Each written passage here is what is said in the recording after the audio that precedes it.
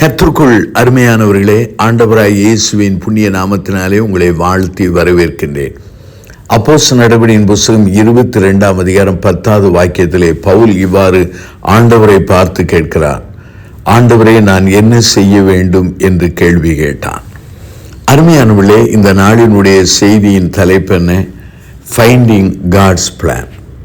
ஆண்டவருடைய கிருபையினாலே நம்முடைய வாழ்க்கையிலே நம்மை குறித்து தேவனுடைய திட்டம், நோக்கம் என்ன என்பதை கண்டுபிடிக்க அழைக்கப்படுகிறீர்கள்.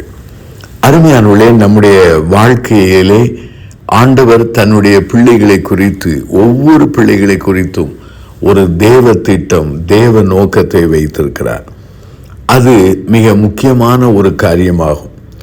இந்த தேவ திட்டத்தை, தேவ நோக்கத்தை நாம் எதிர்பார்த்து வாழ அழைக்கப்படுகிறோம். வேதாமத்தை நீங்கள் வாசிப்பீர்கள் என்றால், ஆபிரகாமை ஆண்டவர் நடத்தினார், மோசேயை நடத்தினார், ஏசாயாவை நடத்தினார், தாவீதை நடத்தினார், எரேமியாவை, பவுல் என்று சொல்லிக்கொண்டே போகலாம். ஒவ்வொருடைய வாழ்க்கையிலும் ஆண்டவர் தன்னுடைய திட்டத்தை, சித்தத்தை வெளிப்படுத்தி நடத்தி கொண்டிருக்கிறார்.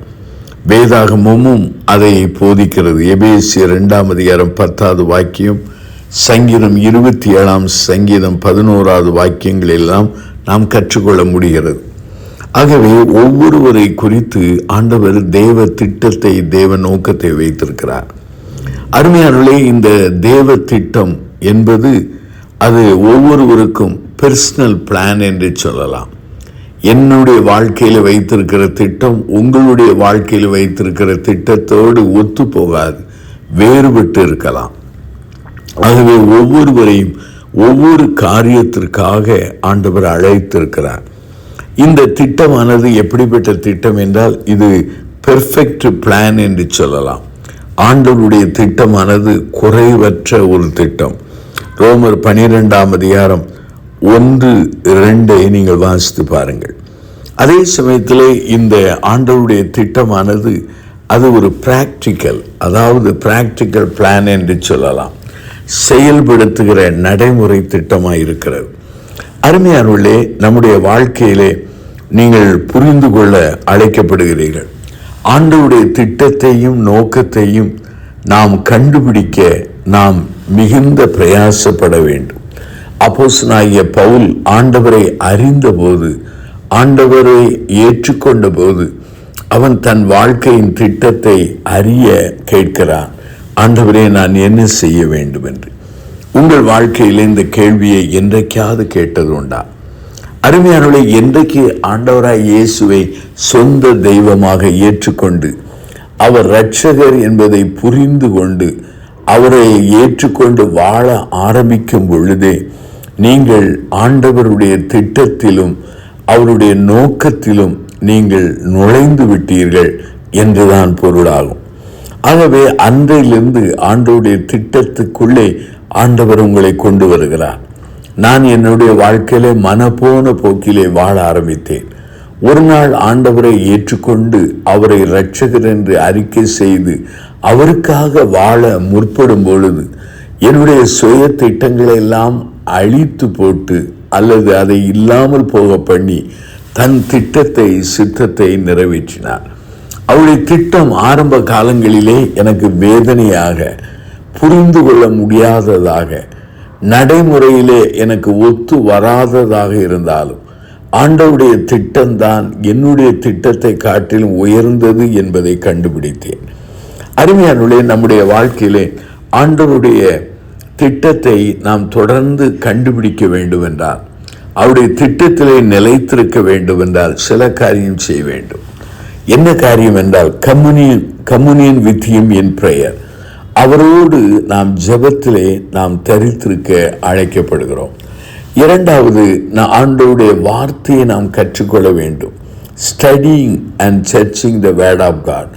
ஆண்டவருடைய வார்த்தைகளை வாசிக்க வேண்டும், ஆராய வேண்டும், கற்றுக்கொள்ள வேண்டும். மூன்றாவதாக, அன்கொஸ்டினிங் ஒபீடியன்ஸ் என்று சொல்வார்கள். கேள்வி கேட்காத கீழ்ப்படுதலுக்கு நாம் கடந்து வர வேண்டும். அடுத்ததாக, ஆண்டவரிடத்திலே கம்ப்ளீட் ட்ரஸ்ட், முழுமையாய் நம்ப வேண்டும். இப்படி நம்பி வாழும் பொழுது ஆண்டவர் ஒவ்வொரு நாளும் அவர் தன் திட்டத்தை, நோக்கத்தை வெளிப்படுத்துகிறார். அருமையானவர்களே, அநேகர் ஆண்டவருடைய திட்டம் என்று சொல்லும்போது பூமி கெடுத்தது என்று எண்ணி விடுகிறார்கள். நிலம் வாங்க வேண்டும், கட்டடங்கள் வாங்க வேண்டும், வாகனங்களை வாங்க வேண்டும், ஆஸ்திகளை சேர்க்க வேண்டும், இதுதான் ஆண்டவருடைய திட்டம் என்று எண்ணி விடுகிறார்கள். அருமையானவர்களே, இதையெல்லாம் ஆண்டவர் எனக்கும் உங்களுக்கும் அந்தந்த காலங்களிலே தேவைகளை சந்தித்தாலும் கூட நம்முடைய வாழ்க்கையினுடைய திட்டம் என்னவென்றால், God's plan for our life is an eternal one. அதாவது நம்முடைய வாழ்க்கையினுடைய அந்த ஆண்டவரின் திட்டம், நோக்கம் என்ன? நித்தியத்துக்கு அடுத்தது, நித்திய ராஜ்யத்துக்கு அடுத்தது, அது தேவராஜ்யத்தை கட்டி எழுப்பக்கூடிய அந்த நிலையோடு சம்பந்தப்பட்டது என்பதை நாம் புரிந்து கொள்ள அழைக்கப்படுகிறோம். அருமையானே, இந்த வசனங்களை எபேசியர் 2:10, 1 யோவான் 2ஆம் அதிகாரம் 17, 2 தீமோத்தேயுவின் புஸ்தகம் 4ஆம் அதிகாரம் 7-8 வாசிக்க முடிகிறது. நம்முடைய வாழ்க்கையின் நோக்கம், திட்டமே நித்தியம்தான். நித்தியத்திலே நம்முடைய ராஜாவாகிய ஆண்டவரோடு நாம் வாழக்கூடிய அந்த கிருபைக்காக நாம் அழைக்கப்பட்டிருக்கிறோம். இந்த செய்தியை கேட்டுக்கொண்டிருக்கிற சகோதர சகோதரிகளே, என் வாழ்க்கையிலே, உங்கள் வாழ்க்கையிலே தேவ திட்டம் என்ன, தேவ நோக்கம் என்ன? நீங்கள் ஜெபித்தது உண்டா? அநேகர் எவைகளுக்காக அல்லது உலகப்பிரமான பல காரியங்களுக்கு நானும் நீங்கள் ஜெபிக்கிறோம். ஆனால் நித்தியத்துக்கு அடுத்த தேவ நோக்கத்திற்காக ஜெபிக்க வேண்டும். என் வாழ்க்கையிலே நான் ஒரு பிரமாதமான ஊழியக்காரன் அல்ல, சாதாரண ஊழியக்காரன். ஆனால் ஒவ்வொரு நாளும் ஆண்டவருடைய திட்டத்தை என் வாழ்க்கையிலே அறிந்து வாழ நான் பிரயாசப்படுவது உண்டு. ஆண்டவர் இன்றைக்கும் பேசுகிறவர், இன்றைக்கு தன் திட்டத்தை வெளிப்படுத்துகிறவர். அர்ப்பணியுங்கள், ஆண்டவர் உங்களோடு இடைபடுவாராக. கண்களை மூடி நாம் பிரார்த்தனை செய்வோம். அன்பின் ஆண்டவரே, இந்த நாளுக்காக நாங்கள் நன்றி சொல்கிறோம். மனம் போன போக்கிலே வாழாதபடி தேவ திட்டத்தை, சித்தத்தை, நோக்கத்தை அறிந்து அதன்படி வாழ உதவி செய்யும். நித்தியத்திற்காக வாழவும், நித்தியத்திற்காக உழைக்கவும் எங்களுக்கு பலன்தார். இயேசுவின் நாமத்தில் ஜெபிக்கிறோம் பிதாவே.